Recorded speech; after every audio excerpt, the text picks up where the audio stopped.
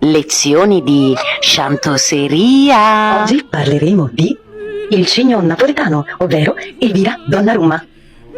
Sono Elena Vittoria e ti racconterò tutta la storia delle grandi chantose napoletane. Ebbene sì, una delle più famose cantanti dell'inizio del Novecento è stata proprio Elvira Donnarumma.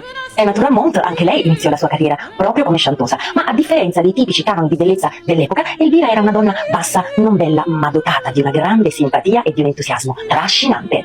Nasce a Napoli il 18 marzo del 1883 e inizia a cantare veramente molto piccola, tant'è che presto ha talmente tanto successo che si trasferisce a Roma, dove debutta al Teatro Olimpia e diventa una delle più ricercate interpreti della canzone napoletana, addirittura con la soddisfazione di avere il nome in cartellone, che era una cosa esagerata. Nel 1894, a soli 11 anni, inizia la carriera come piccola canzonettista nel circo delle varietà, per poi poco dopo essere scritturata da due impresari molto importanti dell'epoca dei Café Chantant, i fratelli Resi, ed iniziare una carriera facendo duetti e canzoni da solista.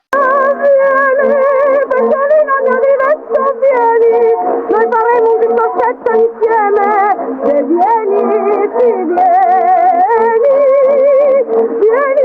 pentolino mio di letto, vieni, noi faremo un amoretto, vieni, ma vieni al mio cuore. I luoghi che la resero celebre furono appunto i Café Chantant, i teatri di varietà come ad esempio la birreria dell'Incoronata a Napoli, della quale successivamente divenne anche addirittura gestore.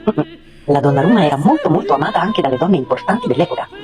Difatti nel corso della sua carriera ebbe moltissime attestate di stima da parte di personaggi pubblici, di cultura e del mondo dello spettacolo, come ad esempio Eleonora Duse e Matilde Serao.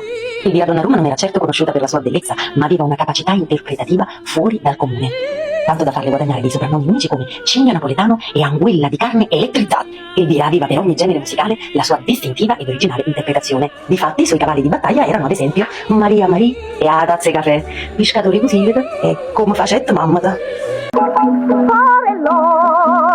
Rosa e mallona, lampione, cattella frittata, proprio niente, belli cantone, non la prima la vogliono lei. Fu anche protagonista di diversi film muti. E adesso vi svelo una chicca. Una canzone di Libero Bobbio dal titolo Chiove veniva abitualmente associata a lei. Questo perché si pensava fosse stata scritta proprio per la cantante colpita da una malattia fatale. Quindi si era creato un po' questo incrocio, ma la verità è che la canzone fu composta ben 10 anni prima della scomparsa di Elvira Donnarumma.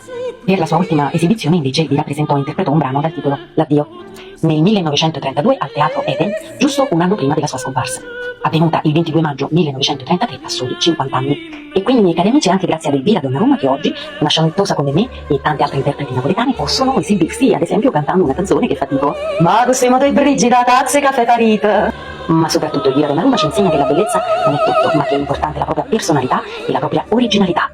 Quindi mi raccomando donne, credete sempre in voi stesse, perché molte volte quelli che per voi sono difetti in realtà sono degli straordinari punti di forza.